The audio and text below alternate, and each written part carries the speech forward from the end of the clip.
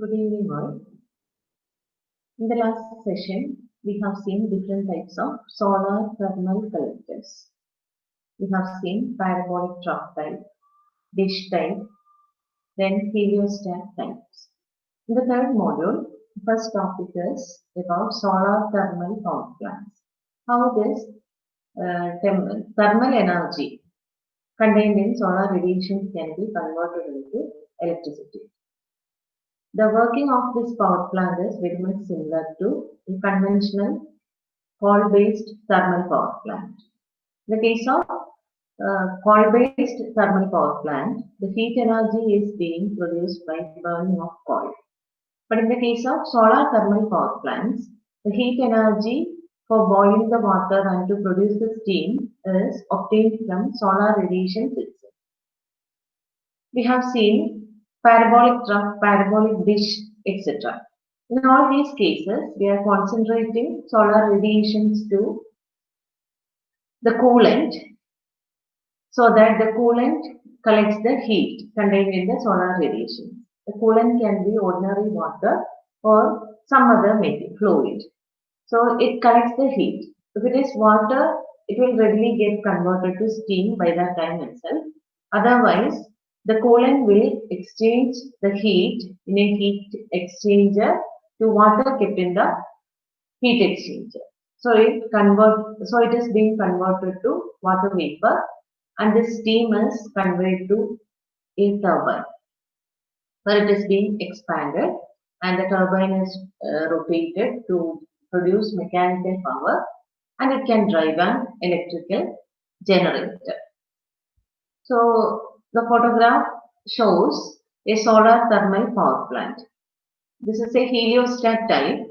Here a number of mirrors whose position can be adjusted according to position of the sun. That is, they are supported by solar tracking system. Now, the solar radiation subjected on these mirrors are concentrated to a centrally located tower, and on the top of the tower we are having the heating element. It is brought to a very high temperature, and a coolant is circulated around this heating element or the receiver.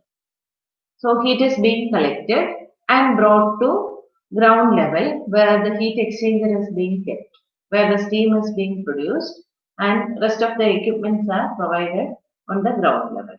Electricity is generated in this way. We shall see all these in detail. We have different types of solar collectors: parabolic trough, parabolic dish, then heliostat type. So in all these, in the first two cases, we are having the coolant circulated within the troughs. Then in the parabolic trough type, there is a central receiver point, absorber point, where it is being brought to a high temperature because of the concentration of solar radiations to this particular absorber position. In the heliostat type, all the radiation subjected on the mirrors are concentrated to an absorber. So these are the different heat collection techniques that we have studied so far. Then based on this, we shall draw the block diagram of solar thermal power plant, and we shall explain how it is being converted to electricity. Now, here we have arranged some parabolic troughs where a coolant is being circulated other than water. Then molten sodium can be used as coolant. So, cold coolant is being circulated through the horizontal troughs, and the coolant gets heated, and this heated coolant is conveyed to a heat exchanger where we are having a steam generator. The steam generator is filled with water, and the heat collected by the coolant is exchanged with the water kept in the steam generator. By absorbing the heat from the coolant, water gets converted to steam. The steam at suitable pressure is applied on a turbine where it is being allowed to expand. The turbine output is the mechanical power and a generator is coupled with the turbine shaft. So according to Faraday's law of electromagnetic induction, generator generates electricity. Then steam after use from the turbine goes to the condenser. Condenser works in association with a cooling tower.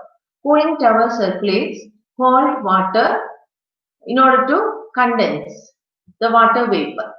So in the condenser, we get the water back and the water is pumped back to the steam generator. This is how a solar thermal power plant works.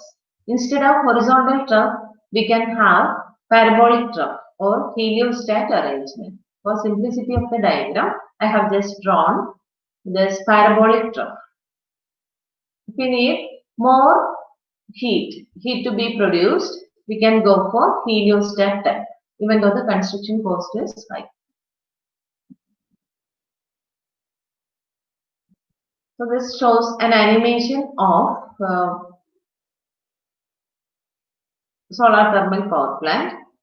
Here we are having horizontal troughs that collects heat and it is being sent to the coolant. Hot coolant is being sent to heat exchanger where we are having a steam generator. Steam is given to a steam turbine. Turbine drives the generator. Then steam after use from the steam turbine goes to the condenser. Condensed water is again filled in the heat exchanger. This is how it works. Solar thermal power plant consists of a large array of mirrors called heliostats which are distributed around a receiver avoiding the shading. So it is a heliostat type. These heliostats reflect the directly incident solar rays towards the receiver located on top of a tower. The heat collecting fluid that runs over the solar receiver surface collects the heat and exchanges this heat with water kept in the steam generator. Heat collecting fluid is called coolant. Absorbing the temperature, water is converted to steam. Steam at high pressure is supplied to a steam turbine which drives a generator to generate electricity. Hence, the working of a solar thermal power plant is very much similar to a conventional coal-based thermal power plant. Steam after use from the turbine is condensed back to water and pumped back to steam generator for further operation. Here also we are having the horizontal trough. Coolant in red color is being circulated through the solar collectors in order to collect the heat. Then this coolant is passing through the steam generator and generates steam. Then the steam is given to the turbine. Turbine drives the generator and generates electricity. Steam after use from the turbine goes to the condenser and condensed water is being filled back to steam generator again.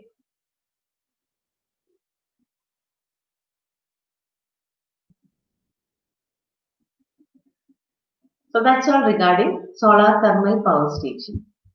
So thank you for listening and we shall continue with the next topic in the next session.